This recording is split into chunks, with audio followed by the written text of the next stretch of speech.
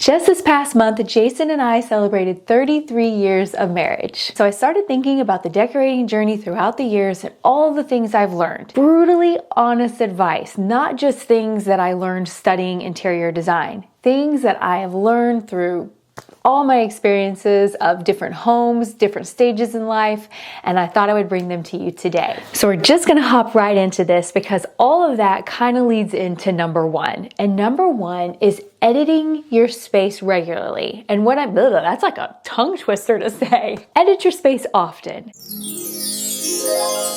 And what I mean by that is we live in our space and our needs and our likes and trends and everything changes, and so should we.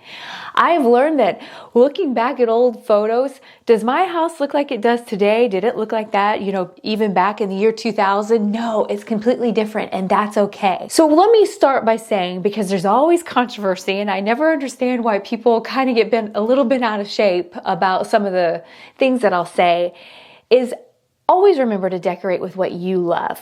I am not attacking you. I'm not talking about your personal space. I'm giving you advice and hoping that hopefully anything that I say today can inspire you and get you some great ideas and help you think outside of the box. So I was taking a walk down memory lane and I was having a really good time. But when Jason and I first got married, we moved to Maine and we lived in this cute little, we lived on an Air Force base, but it was like a little townhouse. We were 18 years old. The way that I decorated was with what I had. So my best advice to you is you can always make do with what you have, and you can always make that look good. I tried my best. We had no money, and a lot of the items were given to us. I think we bought a love seat, and I think that's all we had. I think we had a love seat and a rocking chair, and my grandma gave us a rug, and we saved our money and we bought a TV entertainment center so we could have TV. And then down the line, we bought a cute little kitchen table. I thought we were just nifty, and I thought our place looked so good. And you know what? It did, because it brought us a lot of joy. This is such a fun topic for me, and I hope that you guys enjoy this and just sit here and enjoy our little chat because I've got some great tips for you. So like we said, number one was edit your space often, because your needs and your space and even your family life are going to change over the years. I always like to reevaluate my space. I start to, when you're living in a space, you start to feel like, is this useful? Is this functional? Does this look good? Maybe I could update this just a little bit, which is going to lead me right into number two. This is brutally honest. Your DIY sometimes can cost more than if you just bought the item. That is something that I have learned in the past 33 years. Yes, you get a sense of accomplishment and it's super fun to do DIYs. I have done so many DIYs in my life, and half the time I could have just bought something new. If you're okay with spending that money and you want that accomplishment and knowing that you made that with your hands and that's something that's super important to you, then by all means do that DIY. But do not think that that DIY is always going to save you money, because that is just not true. Number three, something that I've learned over the years and I've been able to incorporate more in my house is a color palette. I have always had a tendency to love blue. But then here came the late 90s and the early 2000s, where we were all doing the maroons and the browns and the rust, and you know what I'm talking about. And so that started taking over my home, but then there were still areas where I was doing the color that I actually loved, not the color that was trendy. And so that's where having a cohesive color palette in your home can make such a difference, not only just for your eyes. And what I mean by that is just giving you that sense of calm. Like we've talked about this in a couple videos past, about how if you don't want to have, a blue kitchen and a purple bathroom and to have a cohesive color palette is huge. It can make such a difference. I'm not saying don't have color, but I'm saying pick a main color and then have a couple coordinating different colors that can go. And maybe you don't have all those colors in one room. In my living room, I have more like different color blues, light blues, dark blues, grays. And in my bedroom, I tend to lean more towards beige and blues, but yet I'm keeping that same main color. So it is definitely something that I have learned over all my years of decorating. Which kind of leads in right to the next one, is to have contrast. That was something that really wasn't super important to me when I was younger, and I never really paid attention to it, and it was pretty obvious. Like, I would put a blue pillow on a blue sofa or vice versa, just things like that. But now I have a lighter color sofa, I will put a darker color pillow or ones that have darker colors in it. Having that contrast in your home, say you have a lighter color quilt on and you put a darker color quilt across the bottom like I do in my bedroom.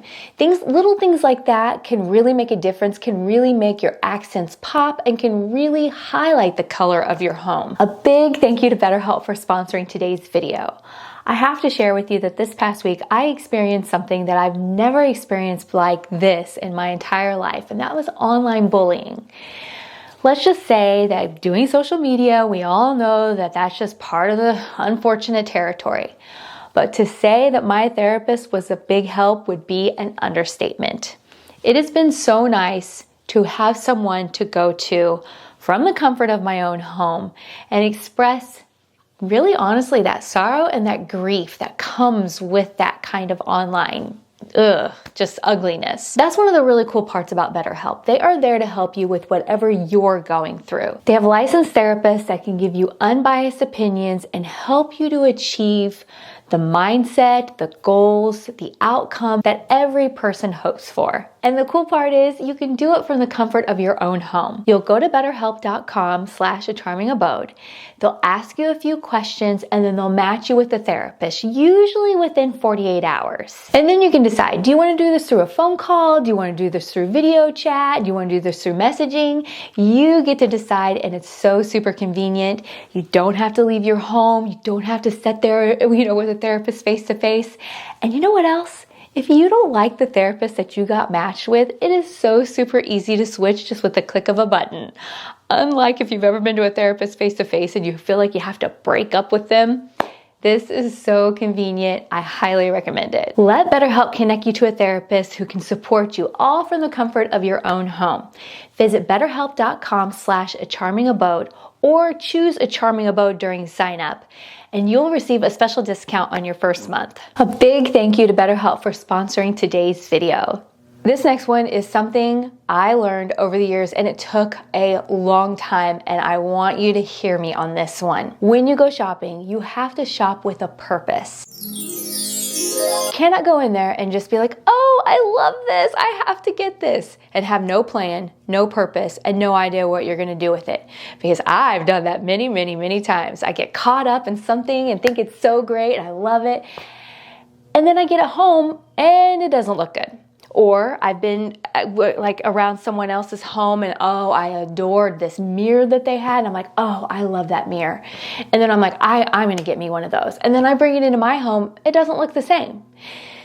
Do not do that. You really need to shop with a purpose. Really always have a plan. It'll save you time, it'll save you money, and it'll save your peace of mind, because then you know that whatever you bring into your home, it's going to look fantastic. Okay, this next one goes all the way back to when we were 18 and we lived in that very first townhome I was talking about. This one's having the appropriate size furniture.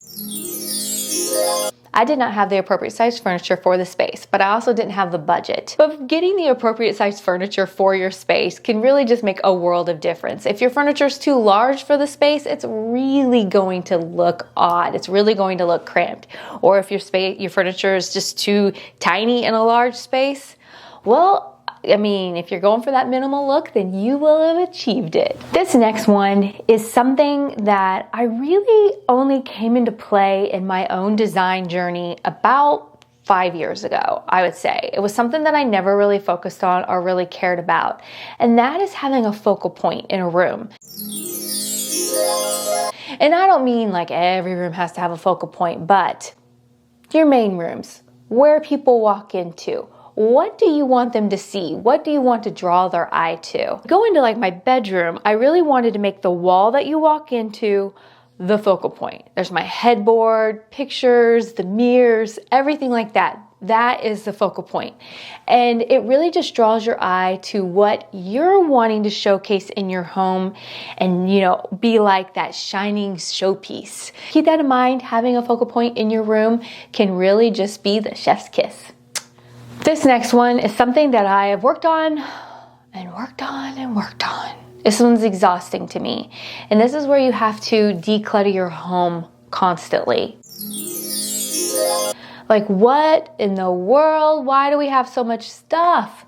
It's just a lot. I want to be a minimalist. I want to have hardly anything, but yet my line of work does not let me do that. And that's okay. So you learn to edit out the pieces in your life, in your home, that bring you stress.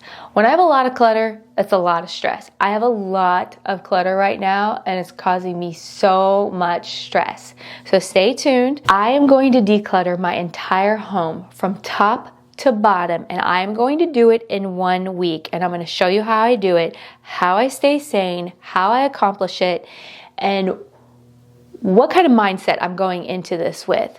And when I say declutter my entire home, I'm talking every drawer, every cabinet, every closet, you name it, we're going through it. So stay tuned for that. I hope it's going to give you big motivation. I hope you're going to learn some things on how to do it and how to do it right. Woo, is it going to be a big one? Over my 33 years of marriage, this is something that I wish I would have done when I was younger, but I really didn't think about it. I kind of started to, and that's where aesthetics meets function. I now want things to look like aesthetically pleasing, like in my kitchen. I use a vase to hold my utensil holders. I've just recently in last week's video bought a really pretty vase for my Kleenex. Different things like that. Having things done beautifully but yet still be functional is the goal in my home. I no longer just want things just sitting out and cluttering up. That doesn't bring me peace of mind. So thinking outside of the box, getting pretty canisters for our coffee and our tea or our cookies. And, like I said, using the vase, using nice little book stands, different things like that. Keep that in mind. We got to have aesthetic and function meet, and you'll be so happy that you did. I just talked about this a little bit ago, and I was talking about how it's the number one thing about how you should decorate with what you love.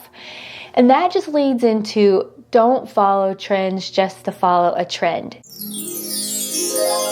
Just because something's trendy on Instagram or Facebook or TikTok or whatever does not mean that you need to just blindly follow it and think that this is what you need to do to your own home. You need to do what works best for your home. If you really like that trend, then yes, do that trend. And know that most likely it's only going to be around for a little bit and you'll end up changing and going to another trend. And I think that's totally okay.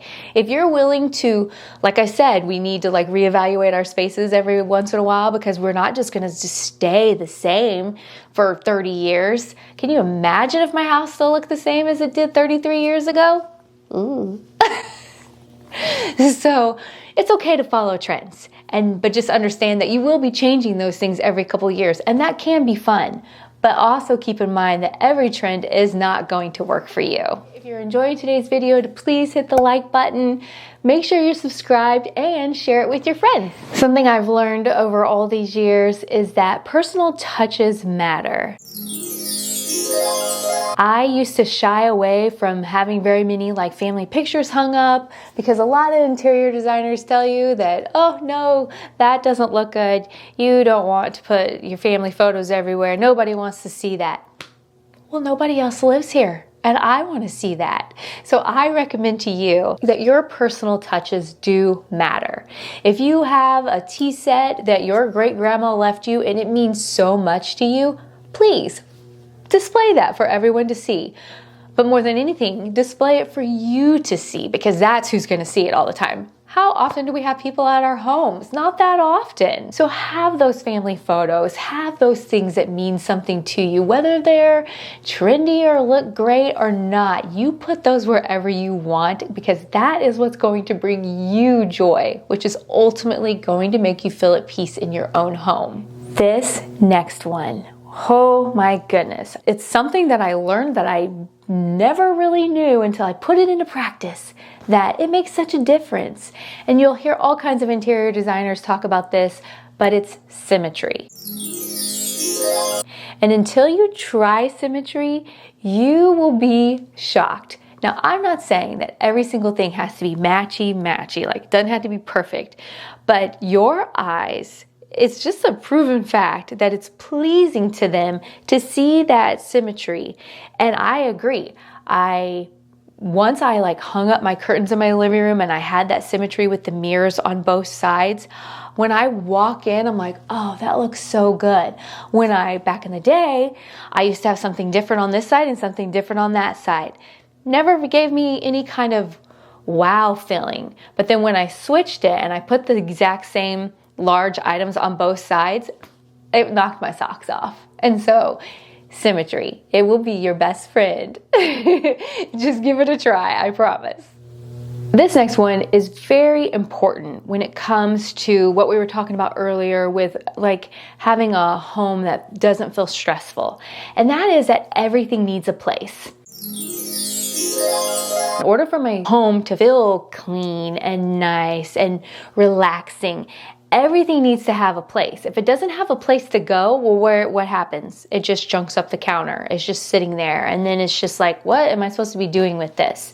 And so learning that everything needs a place and putting it back into that place, that is something that you have to train your family. I mean, it's really difficult. And you make it sound so simple, but people will just get things out, leave them everywhere, and then it just becomes a big overwhelming mess if you don't have a place for everything to go. So for peace of mind and some tranquility in your home, establish a spot for each item. Thank you so much for walking through 33 years of my brutally honest home decorating advice. And a big thank you to BetterHelp for sponsoring today's video. We will see you guys again next Sunday. Bye-bye.